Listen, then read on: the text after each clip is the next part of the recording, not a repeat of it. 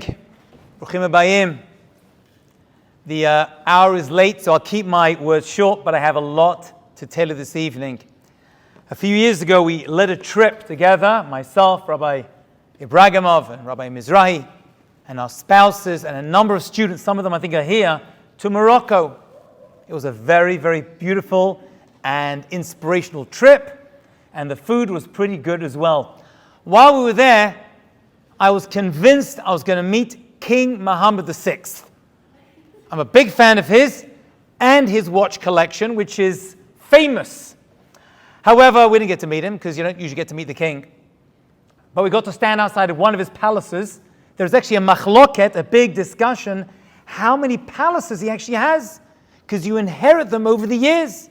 Some say 4, some say 9, some say 13, some say we don't even know how many he has. But we went to one palace, and the big golden arched doors that literally are up to Shemayim. We stood in front, we took a group picture in front of it. And while the tour guide was taking us around, he says, let me tell you a story. He says, there was a man who had a connection to King Muhammad. And by the way, his father was a great, great righteous Gentile who helped many Jewish people during the war. He said he became friends with a certain Jewish businessman. They had some relationship, and the man invited him to his son's bar mitzvah. The man invited King Mohammed VI to his son's bar mitzvah. And King Mohammed said, listen, I wish you could come, I can't come, but I want to send a gift. He goes, you don't have to. He goes, no, I must send a gift. And the story goes that the gift was a diamond encrusted watch worth a vast amount of money.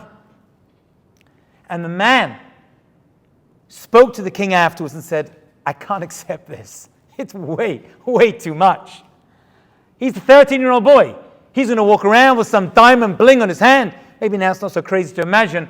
But then, he's not going to wear it. This is not appropriate. I appreciate the offer. Please take it back. And the king said to him, I can't take it back. I'm the king.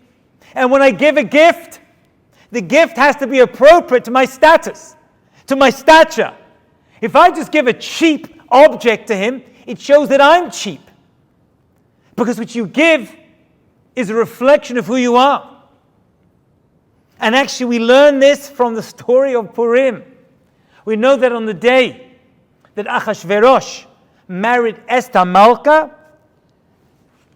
the rabbis tell us, the Megillat Esther itself tells us, he gave gifts throughout the land because he wanted everyone to celebrate. And the gifts that a king gives has to fit the giver, the Melech. And recently, there was a coronation of a king in Great Britain. King Charles III took over from Queen Elizabeth II. And you may have seen this big, fancy wedding with thousands of guests who all left with amazing goodie bags, which I'm sure didn't have inside it like the stuff we get, like a pencil and like a notepad of sticky notes, which I really don't need more of. Every time I go to every yeshiva,